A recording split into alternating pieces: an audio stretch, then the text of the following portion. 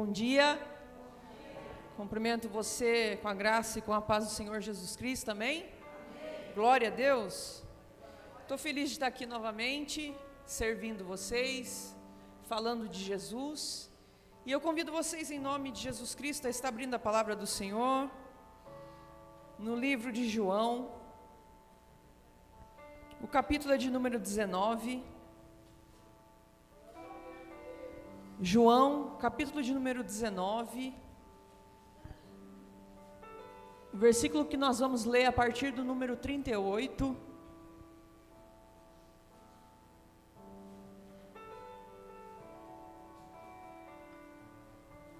Eu tenho uma palavra para compartilhar o seu coração, amém? Aleluia!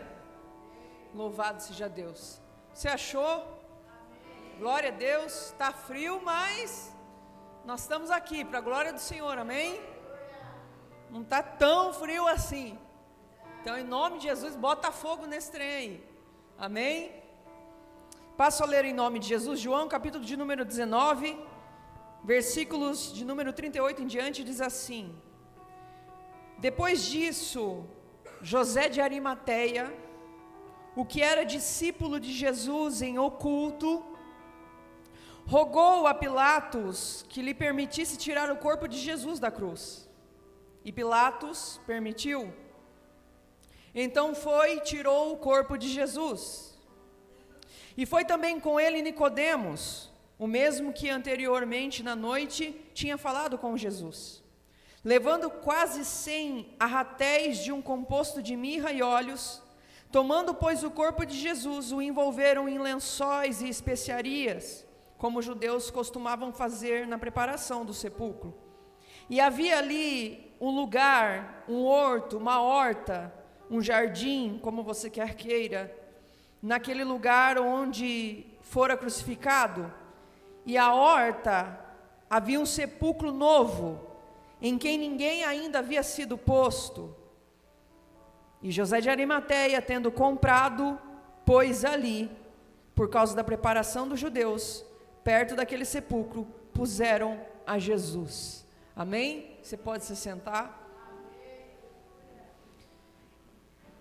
Amada igreja, aqui nesse período textual que nós acabamos de ler, está falando depois que toda a agonia de Jesus tinha acontecido, depois que toda a dor do seu corpo tinha cessado, ele ainda se encontrava crucificado.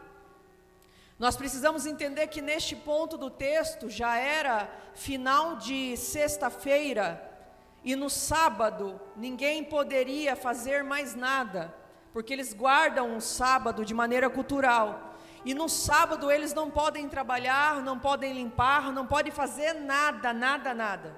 Então nós vemos agora que no meio dessa tormenta da crucificação de Jesus, é quase já 6 horas da tarde da sexta-feira, quando 6 horas da tarde da sexta-feira chega o ponto das 6 horas, até o sábado, 6 horas da tarde, ninguém pode fazer mais nada. Mas nesse cenário de dor, aparece um homem que anteriormente ninguém sabia, ninguém via, ninguém conhecia, como discípulo. A palavra do Senhor vem dizer que aparece no meio desse cenário José de Arimateia. Os outros evangelhos de Lucas e Mateus vêm dizer que esse homem era rico e era um homem conceituado da cidade, porém ninguém sabia que ele era discípulo de Jesus também, porque ele era discípulo, como o texto está dizendo, em oculto. O que eu quero te dizer é que Jesus nesse momento, ele não tinha mais nada para oferecer para ninguém. Jesus nesse momento, ele não podia mais curar ninguém. Jesus nesse momento não poderia mais falar com ninguém, orar por ninguém, pregar para ninguém. Jesus nesse exato momento não podia mais fazer nada. E é interessante ver esse cenário, que todos os discípulos que andavam com Jesus, comiam com Jesus, aprendiam com Jesus, nesse exato momento agora não tinha um sequer ali. Apenas a mãe de Jesus ficou de longe, vendo o seu filho morrer crucificado. E o que eu quero dizer com isso? A primeira coisa que o Senhor traz às nossas vidas é que muitas vezes nós andamos com Jesus, mas no momento que as coisas se apertam, ficam estreitas, a primeira pessoa que nós pensamos em largar é Ele. Foi isso que os discípulos infelizmente fizeram. Por medo e por tantas outras questões, Jesus ali crucificado agora, não tinha um sequer discípulo junto com Ele. Apenas a sua mãe, olhando aquele momento de agonia, de morte. E eu queria te dizer uma coisa, é por isso que não vale a pena largar Jesus por pessoas, porque as pessoas no momento da sua angústia, no momento da sua dor, da sua dificuldade, elas vão largar você, mas Jesus não. Quando as coisas faltam para você, as pessoas vão largar você, mas Jesus não. Então não compensa, não vale a pena trocar Jesus pelas pessoas. Aqui nós vemos que as pessoas deixaram agora Jesus, porque agora Ele não tinha mais nada para oferecer. Mas no meio desse cenário aparece um homem que tem muito a nos ensinar, e eu quero falar com você sobre ele. José de Arimateia tem muita coisa a nos ensinar, e uma delas é que ele tinha entendido o que era o Evangelho. Ele tinha entendido que ele precisava amar a Cristo, não por aquilo que Cristo poderia fazer, mas por aquilo que Cristo era. Afinal de contas, ninguém investe num corpo morto. A igreja, ela tem um costume de investir em coisas que dá resultado. Nós, humanos, temos um costume de investir e querer investir só naquilo que nos dá resultado, só naquilo que aparentemente nos favorece, só naquilo que vai nos dar um retorno. Mas nós precisamos entender e trazer à memória, principalmente das igrejas, que Jesus Cristo investiu em nós, e nós não tínhamos nada para oferecer. Nós éramos pessoas indignas, e mesmo assim Ele investiu o maior preço sobre a nossa vida, um preço de sangue, porque o Senhor nos ama verdadeiramente. Ele não te ama por aquilo que você é, Ele não te ama por aquilo que você tem, Ele não te ama pela sua capacidade, seja ela física, intelectual, financeira, cultural, diplomática, não. Ele te ama porque os céus te criou, e tudo aquilo que o Senhor faz, o Senhor ama. Então o Senhor não fica esperando o retorno de nós, sabia disso? E às vezes nós pensamos que Deus quer algo de nós, e se eu falar para você que Ele não quer nada de você? Ele não quer nada de nós, igreja. A única coisa que Ele quer é nós. Ele não quer algo de nós, Ele simplesmente nos quer. É isso que o Senhor deseja. É por isso que Ele investiu o alto preço de sangue. É por isso que Ele continua fazendo o que Ele faz, investindo numa igreja onde está sendo corrompido muitos altares, onde muitos estão se desviando, onde muitos estão usando o púlpito para ganhar dinheiro, onde muitos estão usando o púlpito para se autopromover. O Senhor Jesus continua investindo, mesmo não merecendo, por amor, porque Ele não investe pensando no retorno, Ele investe porque Ele ama. Ele investe porque o céu sonhou conosco. Você não foi um acidente de percurso. Ah, Juliana, mas eu fui adotado. Você não foi adotado à toa. Se você está sentado aqui me ouvindo, os céus têm uma missão e um propósito que está escrito o teu nome, e não adianta você querer fugir disso, é impossível. Eu te garanto uma coisa: se fosse para você não estar aqui, se os céus não quisessem você aqui, você não estaria me ouvindo no dia de hoje. Porque quando Deus não quer, Ele não quer.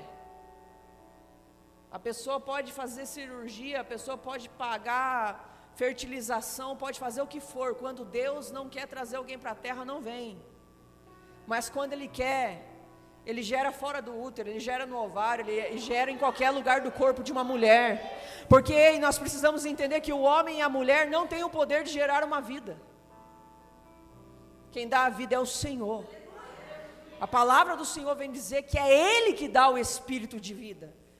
A palavra do Senhor vem dizer lá em Salmo 139, eu teci você no ventre da tua mãe, fui eu que fiz você, eu vi você informe, eu vi você sendo formado. O que eu quero te dizer é que você não está aqui à toa, e se você não está aqui à toa, os céus conta com você, os céus sonhou com você, os céus idealizou você, e não é esperando algo em troca, é simplesmente esperando você.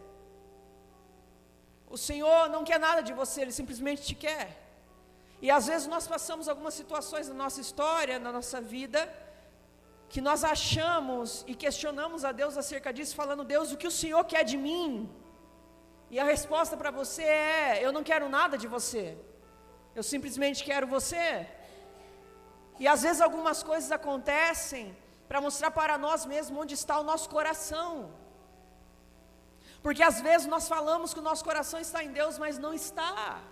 E é necessário o Senhor às vezes mexer nos alicerces, porque alicerces são coisas escondidas. Não é aquilo que eu mostro, não é a aparência que eu exibo, não. O Senhor conhece o coração, o oculto, o profundo, o escondido. Então, nesse momento da crucificação do Senhor Jesus, ninguém que caminhou ao lado dele estava ali agora, porque os discípulos, infelizmente, nesse momento não tinham entendido o recado. O Senhor Jesus falou para eles: convém que eu morra, mas no terceiro dia eu vou ressuscitar. Esses homens caminharam 3 anos e meio aproximadamente com Cristo, face a face, lado a lado, diariamente. E agora, no momento de crucificação, ao invés deles crerem naquilo que Jesus falou, todos somem. Entende que estar na igreja não significa estar em Cristo? Porque não adianta você ouvir, se você não crê. E aqui nós vemos que Jesus avisou e lançou uma palavra, dizendo: eu vou ressuscitar. Mas a fé dos discípulos estava tão baixa, que eles correram se esconder, com medo também de serem mortos na crucificação. Mas aparece um homem, que não tinha caminhado lado a lado com Jesus. Era um homem aparentemente rico e bem sucedido, mas que havia entendido muito sobre Cristo. Ele acreditou naquilo que os discípulos não acreditaram, porque só investe em algo que está morto quando você crê naquilo que foi falado. Só investe em algo que está morto, para você entender bem o que o Senhor está falando. Só se investe em algo que aparentemente morreu, quando você crê numa palavra que já foi liberada sobre a sua vida e sobre a sua história. O que eu quero te dizer é que José de Arimateia estava investindo no corpo de Cristo, quando Cristo não tinha mais nada para oferecer para ele. Deixa eu deixar bem claro para você entender. Deus está procurando José de Arimateia neste tempo, nessa geração, que vai investir no corpo de Cristo, não querendo nada em troca, que vai investir em pessoas, não querendo nada em troca, que vai investir na igreja, sem querer nada dela, pelo simples prazer de amá-la, de servir, de ser servo, de se derramar, de falar: Senhor, eis-me aqui, usa a minha vida, envia-me a mim, não me dê nada, não precisa me dar nada, afinal de contas o Senhor já fez tudo. Eu creio nessa geração. Mas talvez você está pensando assim: Juliana, mas você não está vendo tantas coisas ruins acontecendo, principalmente dentro do Evangelho? Eu te digo, estou vendo, mas eu acredito numa palavra. Existe uma promessa bíblica para nós, igreja, que nos últimos dias o Senhor derramaria do teu Espírito sobre toda a carne. É uma promessa que está de pé, não foi anulada. Eu creio nessa geração, que por mais corrompida que esteja, se tiver Josés de Arimateia nessa geração, pessoas que vão continuar investindo, continuar tentando, com a intenção correta no coração, eu creio que nós viveremos o derramar do Espírito. Eu creio que o Senhor busca José de Arimateia nessa geração, que entendeu a palavra, que guardou a palavra e que investe nela, porque sabe que o Senhor vai ressuscitar. Ressuscitar o quê? Ressuscitar o corpo. Quem é o corpo? Somos nós. A palavra do Senhor vem dizer que Ele é o cabeça do corpo. O corpo é a igreja. E nós estamos vivendo esse corpo um pouco morto. Sabe por quê? Nós não temos mais visto os milagres antigos. Nós não temos mais visto a glória, aquele peso de glória de Deus dentro das igrejas. Mas o Senhor está dizendo nessa manhã para mim e para você: eu busco pessoas que queiram investir no corpo, quando o corpo não está oferecendo nada aparentemente. Porque eu desejo derramar. Eu desejo que a igreja volte a ter os milagres instantâneos, pessoas levantando de cadeira de rodas, cego vendo, surdos ouvindo, mudos falando. Eu sou o mesmo Deus e não mudou. Ele não mudou, a igreja. O nosso Deus continua sendo o mesmo, que faz tudo, que pode tudo. Mas quem tem anulado essa atuação dos céus sobre o corpo da igreja somos nós mesmos, que não estamos mais acreditando, que não estamos mais crendo na palavra. Em meu nome vocês farão milagres, prodígios e maravilhas, em meu nome o Senhor diz. O meu nome tem poder nos céus, na terra e debaixo da terra, o Senhor diz. O meu nome não foi invalidado, o meu nome continua vivo, o sangue de Cristo continua vivo e eficaz, o sacrifício da cruz não foi anulado, é perpétuo. É perpétuo. Então nós vemos esse homem agora entrando em cena, e eu queria que você imaginasse comigo essa cena. Ele vai até Pilatos e diz: viu, eu queria te pedir uma coisa, Senhor Pilatos. O quê? Eu quero o corpo de Jesus. Ah, você quer o corpo de Jesus? Tá bom, deixa eu só verificar se ele morreu. Aí manda o soldado vai lá, fura a costela de Cristo. Morreu. Não quebram as suas pernas, porque era uma promessa.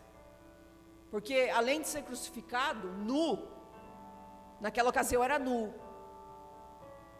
Depois de morrer, eles tinham esse hábito de furar a costela da pessoa, para que saísse todo o sangue dos pulmões, a água que entrou, e eles ainda quebravam as pernas para jogar numa valeta onde os urubus comiam os corpos. Essas pessoas não tinham enterro digno, porque eram malfeitores, salteadores, eram pessoas, entre aspas, dignas daquele tipo de morte, devido aos crimes que praticaram. Então Pilatos verifica e chega para ele: pode levar o corpo. E nós vemos José de Arimateia junto com Nicodemos. Eu imagino esses homens tirando o corpo de Cristo, para dar um enterro digno para ele.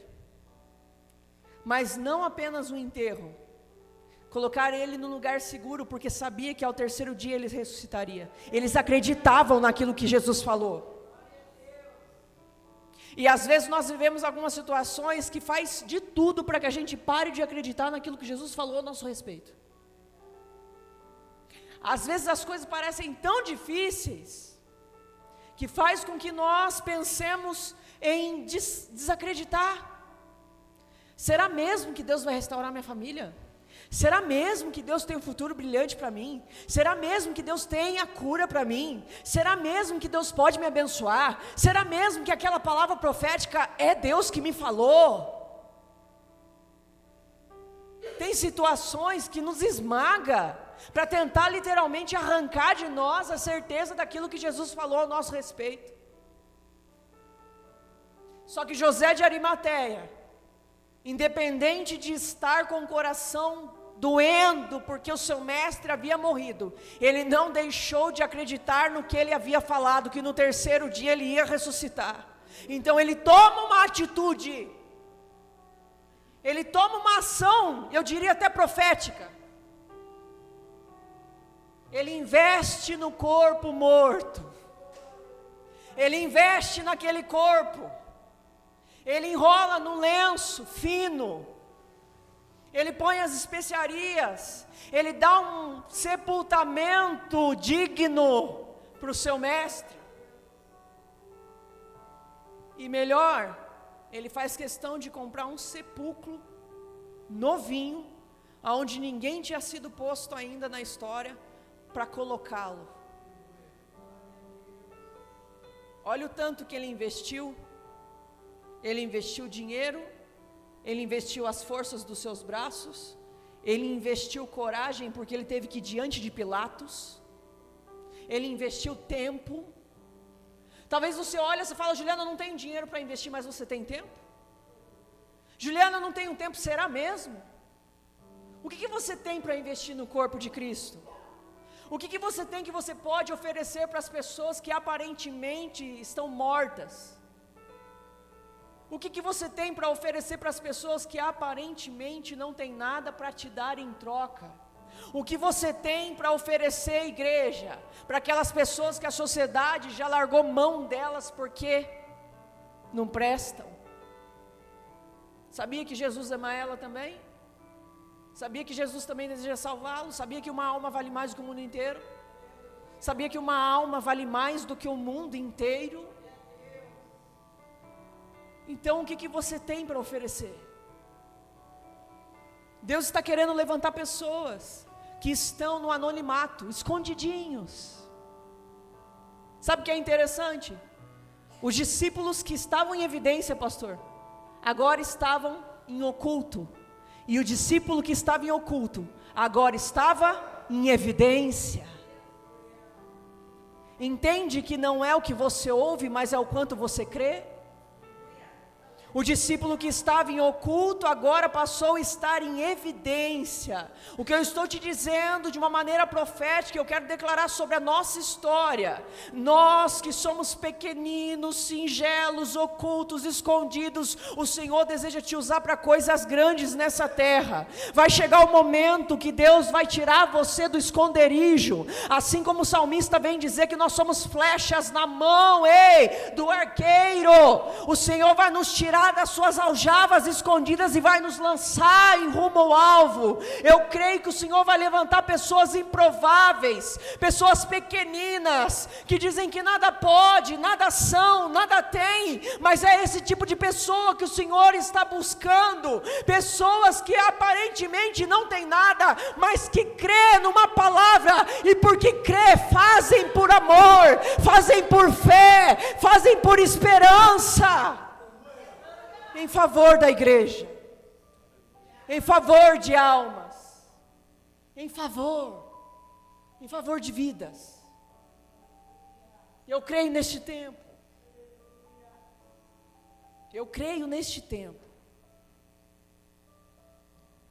sabia, às vezes você está perguntando ou questionando a Deus, qual é o seu chamado nessa terra?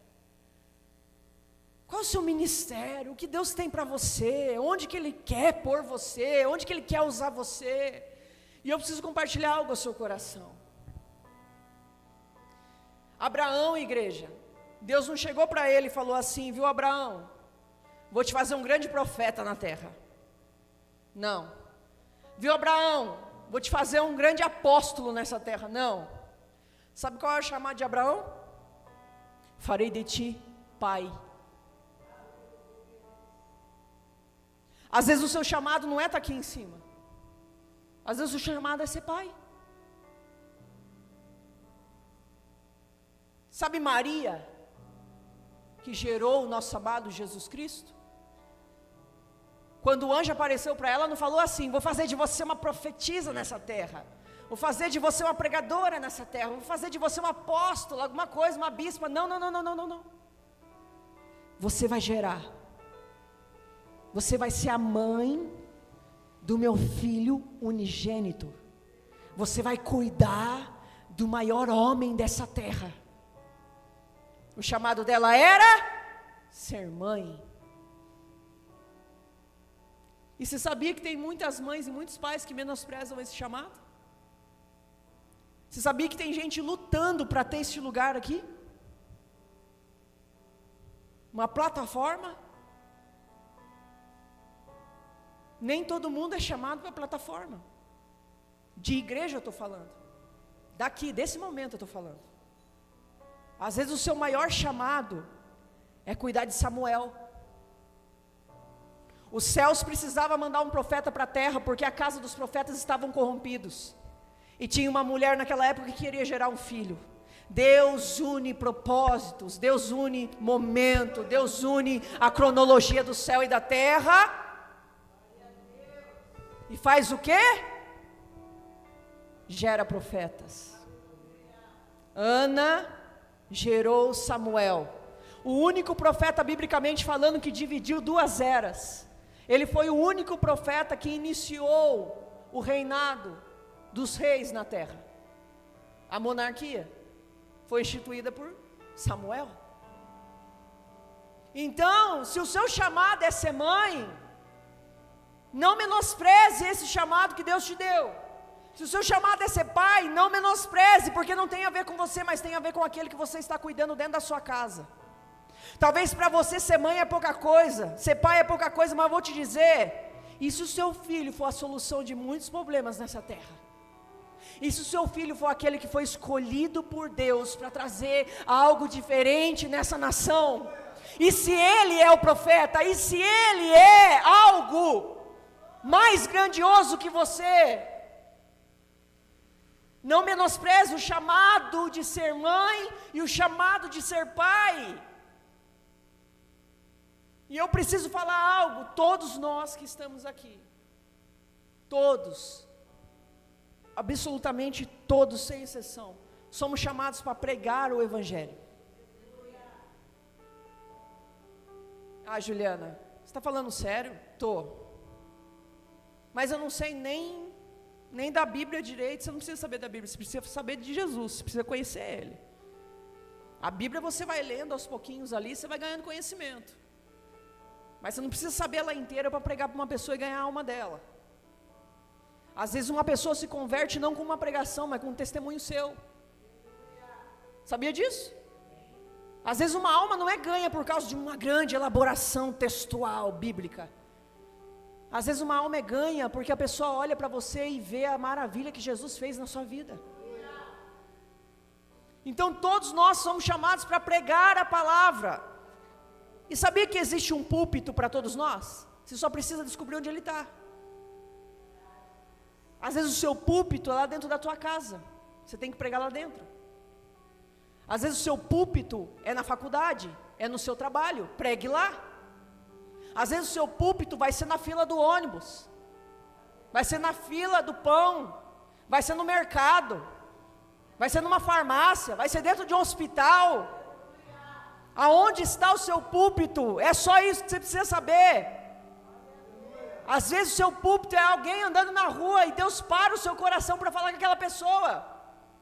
Então para de querer esse púlpito aqui, ó, porque não é sobre isso que nós estamos falando. É sobre quem faz tudo através de nós. É sobre quem pode todas as coisas. É sobre aquele que é, que era e que há de vir. É sobre Ele.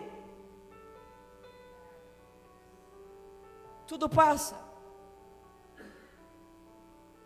Tudo passa. Mas as palavras dele permanecem. São infindáveis. Infindáveis de mudança. Não há sombra de variação. É uma infinidade, não tem fim. Ele falou, está falado eternamente. É infindável, sem fim. O tempo passa, morre pregador, levanta outro, morre outro, levanta outro, morre outro, levanta outro, porque não tem a ver com quem fala, tem a ver com quem ele é, tem a ver com ele. Não somos nada, mas ele te ama. O convite do Senhor para nós nessa manhã é que nós desejemos ficar com Ele, não por as coisas que Ele faz ou fez, mas por aquilo que Ele é, que nós venhamos ter a mentalidade que esse José de Arimateia teve, de querer investir e estar com Cristo, quando Cristo não podia mais fazer mais nada por ele.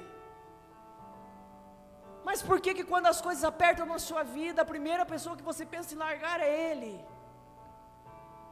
Ou eu estou mentindo aqui, igreja? Quando as coisas estreitam, a primeira coisa que a gente questiona é: não está adiantando ir para a igreja, não está adiantando conhecer a Jesus, não está adiantando nada, é a luta atrás de luta.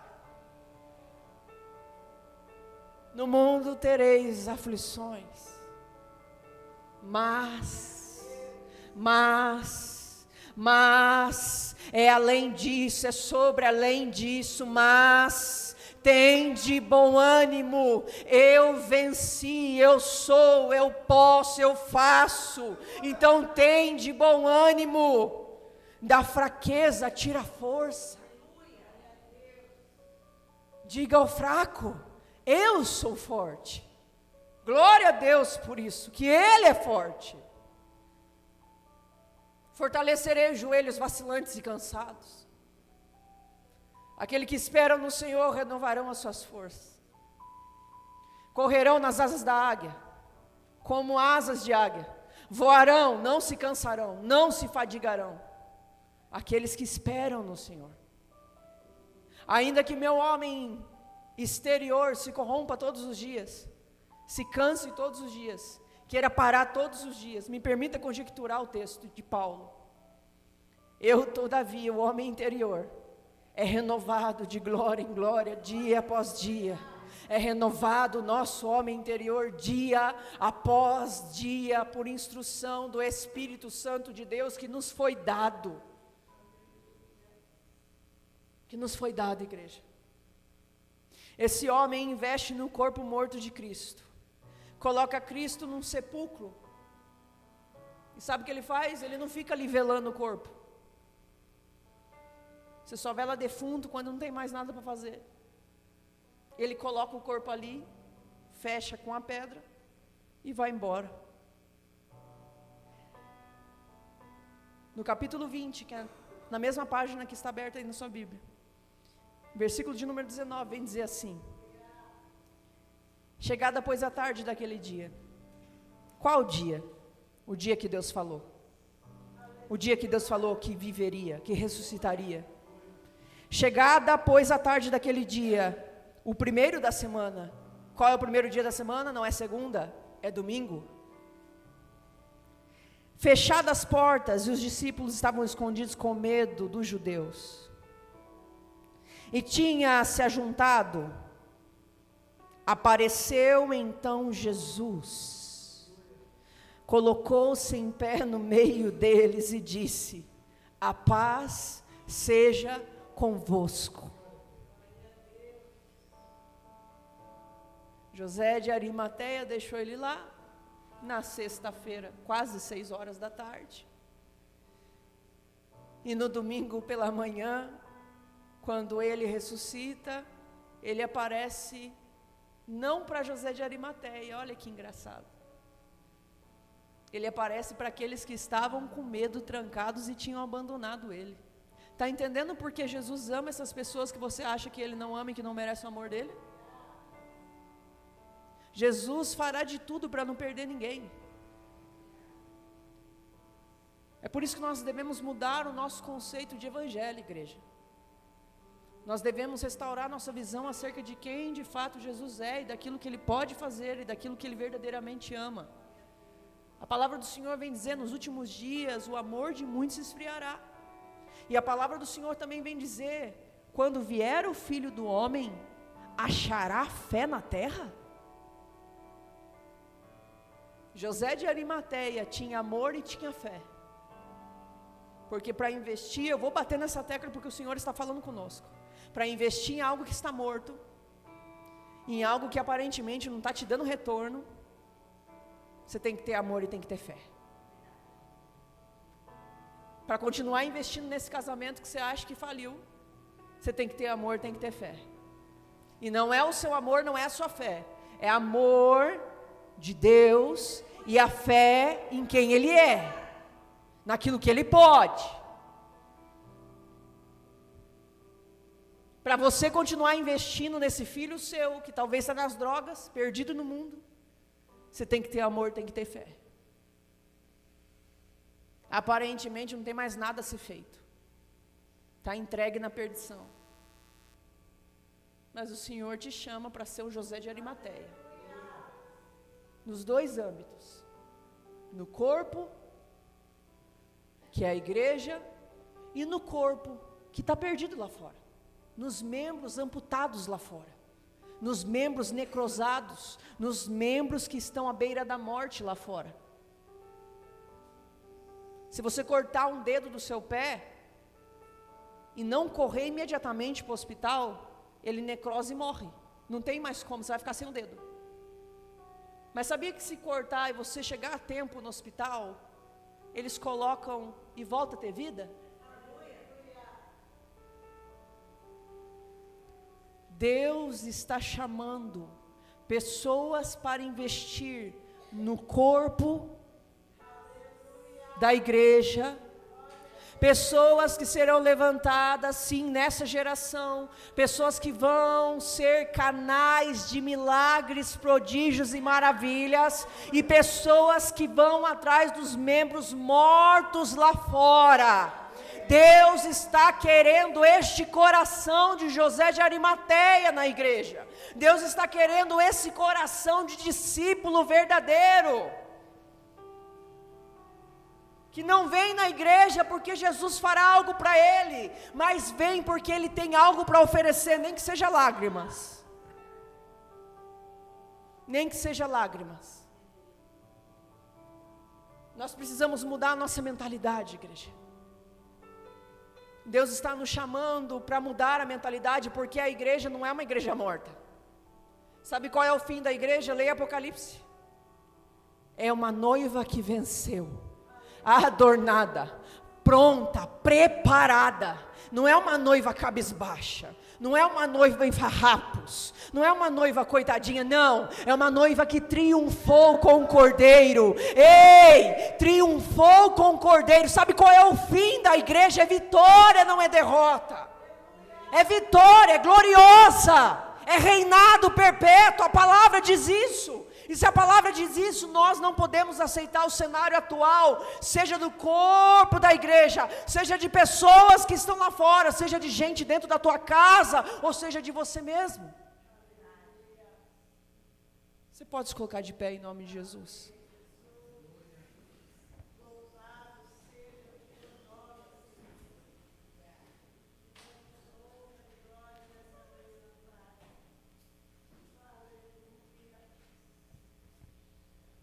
Você entendeu essa palavra?